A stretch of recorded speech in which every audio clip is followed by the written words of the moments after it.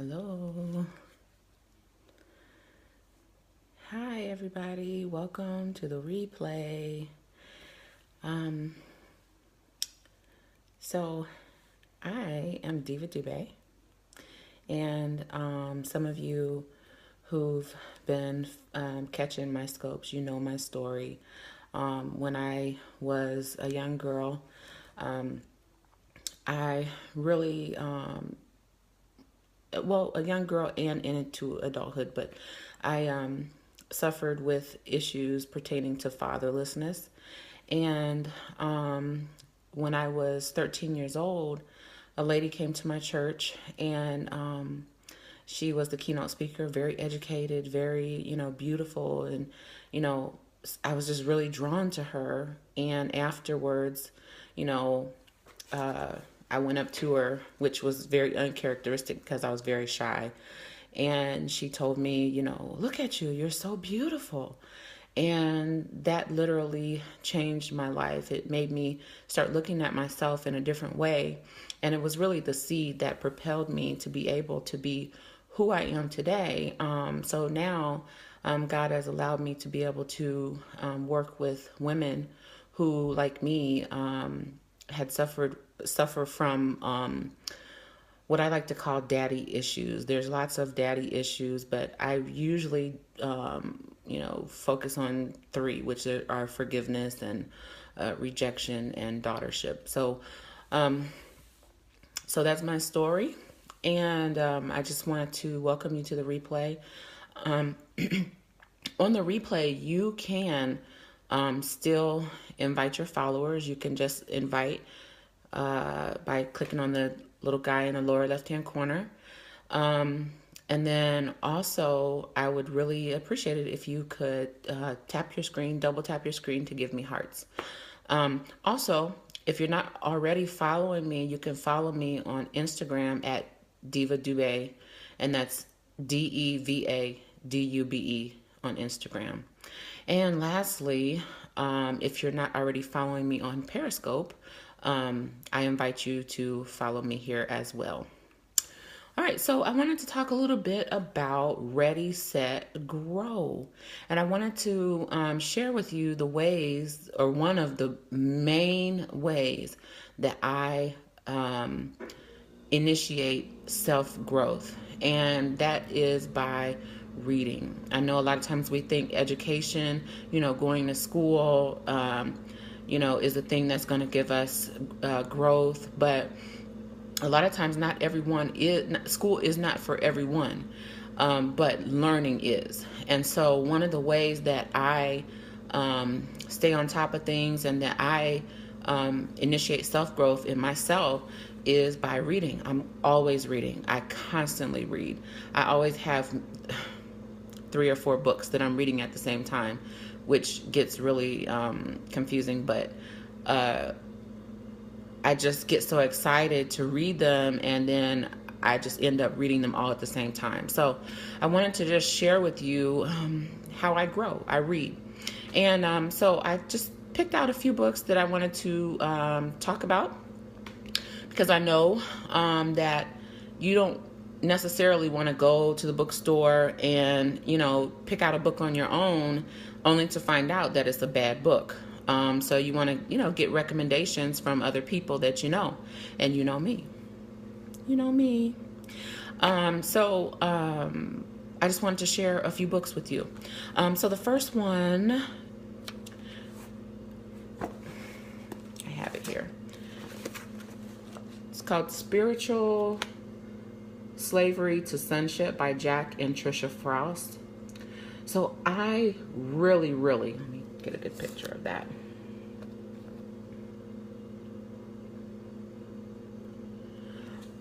I really enjoyed this book. It basically, I liked it because the author, Jack Frost, was a former fishing boat captain. And so he talks in all these like sea metaphors, but you're able to understand it. And it just made it so much more interesting. But he basically talks about Father God's mission and what our mission should be, which is basically to do his mission, and that there are some people who have a heart of an orphan versus a heart of sonship. And so it describes what the heart of the orphan is, and then it goes on to compare and contrast the heart of an orphan versus the heart of sonship. So I'm just going to just give you an example. Okay, so for example, as far as it's so much. This is a good book. You really, really should get it. So as far as how they express love or how they receive love, someone who has a heart of an orphan is usually guarded and conditional. So basically, they love for what you can give to them. It's based upon others' performance as you seek to get your own needs met. Versus the heart of sonship, which is open, patient, and affectionate as you lay your life and agendas down in order to meet the needs of others. Hey, AJ Hawk, thank you for joining me. And then another example is their view of authority. So, heart of an orphan sees authority as a source of pain, distrust toward them, and a lack of heart attitude of submission, versus the heart of sonship, which is respectful, honoring, and see them as ministers of God, see the authority as ministers of God for good in your life. It's a really good book. I really, really want you to read it if you ever get a chance. Spiritual Slavery to Sonship by Jack and Tricia Frost. Okay, so the next book,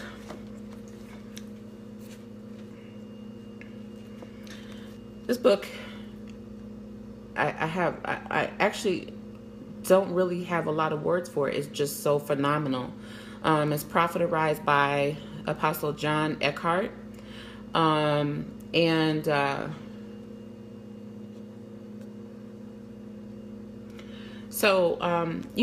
This book is not for everyone, but it's basically you're called to boldly speak the word of the Lord. And so, for a lot of people who,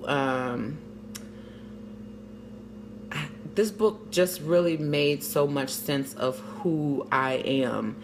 And so it just really helped me to see myself and grow. And helped me to boldly speak the word of the Lord. A lot of people think that, prophecy is some spooky, type of thing, but prophecy is really just, speaking the word of the Lord. And so like I said, I don't have a lot of words for this book because it was just so phenomenal. There's so many nuggets, and it just helped me.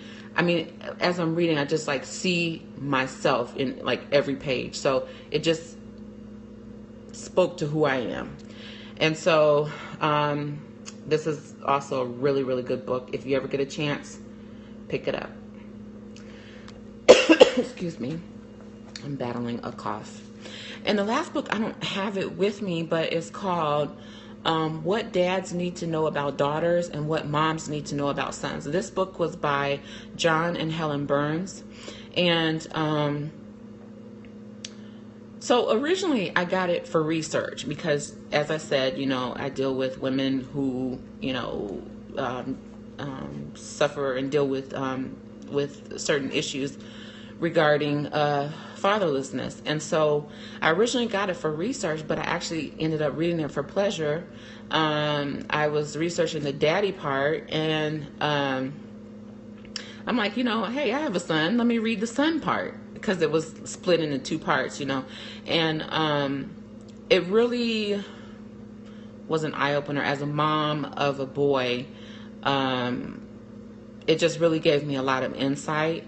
It basically says that, mothers have a lot to do with how the world is today, and how their son sees the world. And it talks about how nowadays, there are so many visual images. There's so much stuff that, you really don't want your sons involved in. Sometimes as I'm driving, I see a big billboard and there's a half-naked woman on it, and I'm like, how do they put that there? Kids are going by or whatever. But, that's the world that we live in. And so it basically gives not steps, but it gives some tips about how to guide your son through this type of environment that we live in.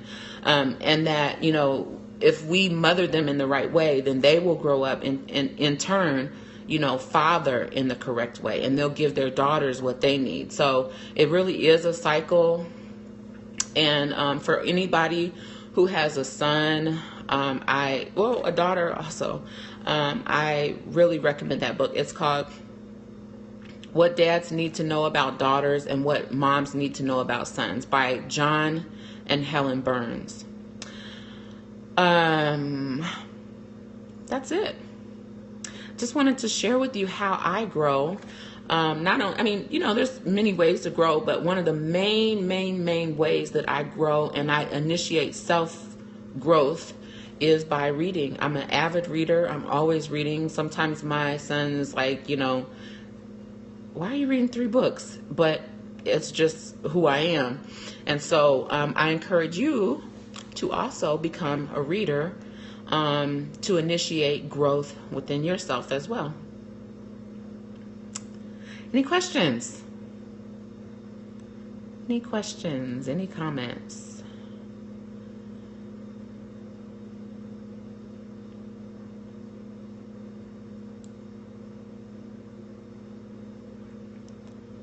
Okay, so there's no questions. I don't want to, keep staring at myself.